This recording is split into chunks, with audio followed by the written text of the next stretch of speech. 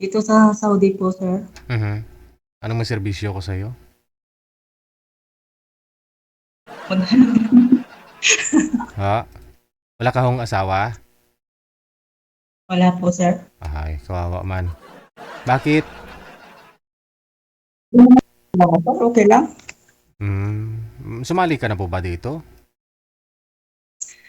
Sumali ako noon March yata po, sir. Yung nasa prom yun yata, yung lalaki na binigay mo na tapos sabi niya nahulog yung CP ko, wala na. Nabasag na, sabi niya. Hindi ko maalala. Wala 5 minutes yun. Sumali ka last March, no? Tapos yung nakausap mo, nahulog yung cellphone habang nag-uusap tayo dito sa live. Opo, sir. Oo nga, mukhang may naalala nga ako. Nahulog yung cellphone tapos nabasag daw. Oo, tapos pinagpatuloy po ba ninyo yung pag-usap ninyo sa off-cam? Hindi na po, sir. Ay, hindi na. Ay. Nanghingi po ba, Patang- nanghingi po ba siya pambili ng cellphone? Hindi. Hindi naman. Hindi naman, sir. Sa Ah, kamayabang po, sir, sabi niya, nag-usap kami kasi nag-chat din siya. Sabi niya, yung sahod niya daw 200K. Tapos yung cellphone niya, ba't ganon? Nag-hang daw, sabing ganon. 200K yung sahod niya. Saan? Saan po ba yun? Saang lugar? Um,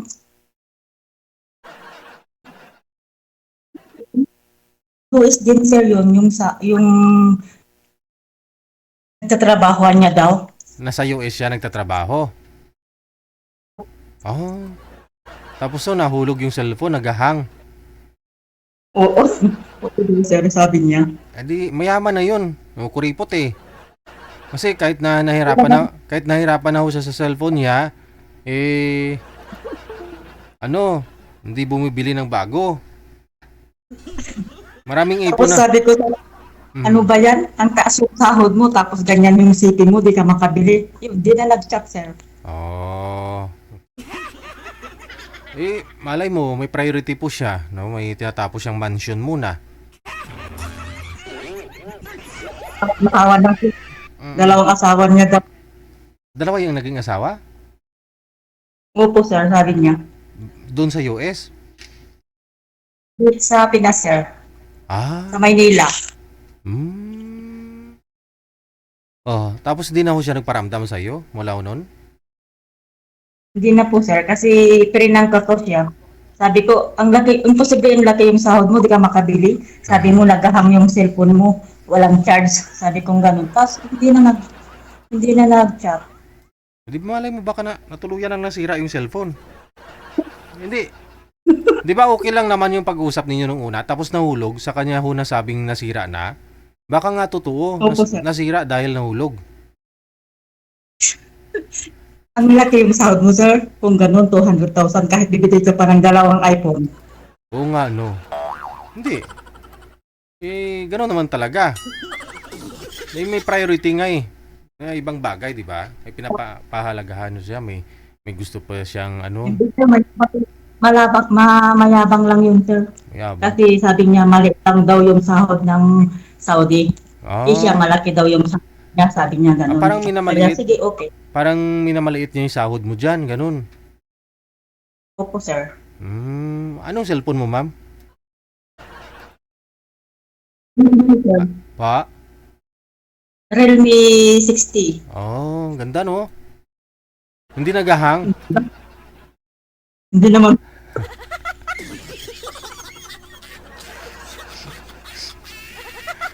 Pero pangarap mo magkaroon ng iPhone?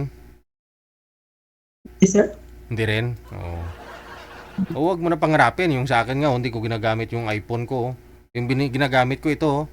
Oh, yan oh. Oh. 5,000. Mas okay yung 5,000 kaysa dito sa iPhone oh.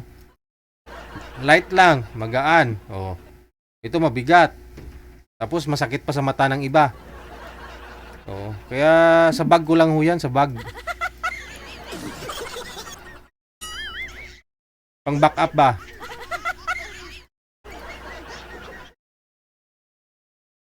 O ngayon, anong gusto mo, iPhone o asawa? Asawa agad-agad, sir? Oo nga. Oo nga naman. Siyempre dadaan may Di- process po kilala- yan. May process. Ilalaki mo pa ng pag-uugali niya, sir. Oo Kasi mama niya sabi niya, ay, ang liit yung sahod mo sa Saudi. Ganun na naman. Oo, baka maliitin ka lang, no? Pero alam mo, babae nga kayo, dapat yung lalaki yung magtataguyod, di ba? Hindi nyo naman kailangan talaga magtrabaho, no? Oo. Kaya nga. Bakit naman kailangan ka masabihan ng ganyan? O, sa pag-aasawa kasi obligasyon talaga ng lalaki na itataguyod yung pamilya, bubuhay sa asawa, pagandahin ng asawa. Di ba?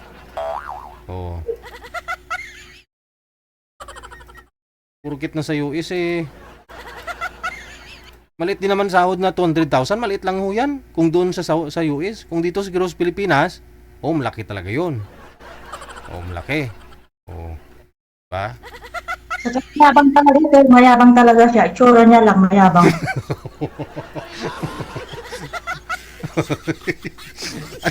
Ano ba yung tsura? Klaseng itsura? Mayabang.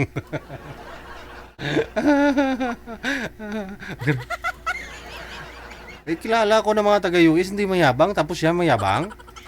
Baka hindi na sa US. Kaya, Baka hindi talaga siya sa US.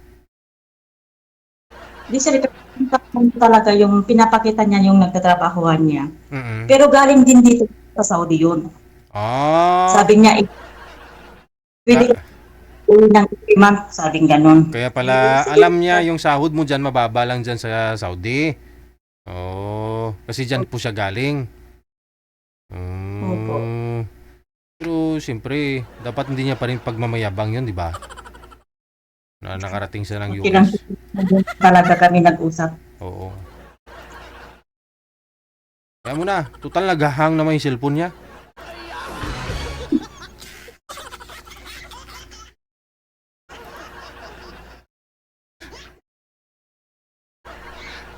Hanap tayo ng hindi mayabang. Ilang taon na po ang gusto mo, ma'am? Ilang taon ka na ba? 43, sir. 43. Sa mga anong boundary? Anong hanap mo sa isang lalaki? Kahit mas matanda sa atin, sir. Ganun Ahead lang. sa'yo ng ilang taon? 45 Kahit to 5 years. 5 years. Mga 45 to 50 years old, no? Yes. Sige, sige. Gusto mo na sa US din? Hindi, sir. Saan po kayo dito sa Pilipinas? Sa Isabela, sir. Sa Isabela. Okay, sige, sige. Okay. Hanap tayo ng Ilocano. Hanap tayo ng Ilocano, ha? Diyan lang po muna kayo. Kasalukuyan po ngayon nasa Saudi, pero tubong Isabela.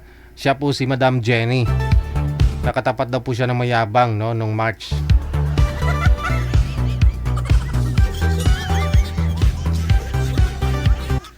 Alam nyo kasi hindi naman kailangan yung pagmamayabang yan eh.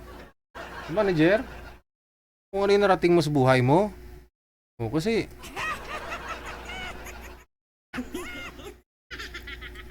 ako nga, hindi nga ako nagsasabi, may helicopter nga ako eh. Oh.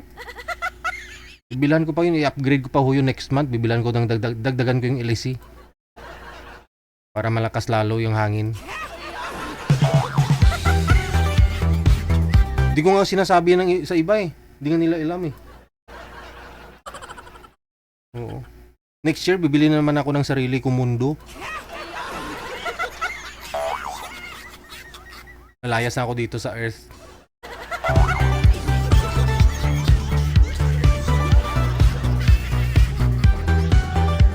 Daw sila pagibo ang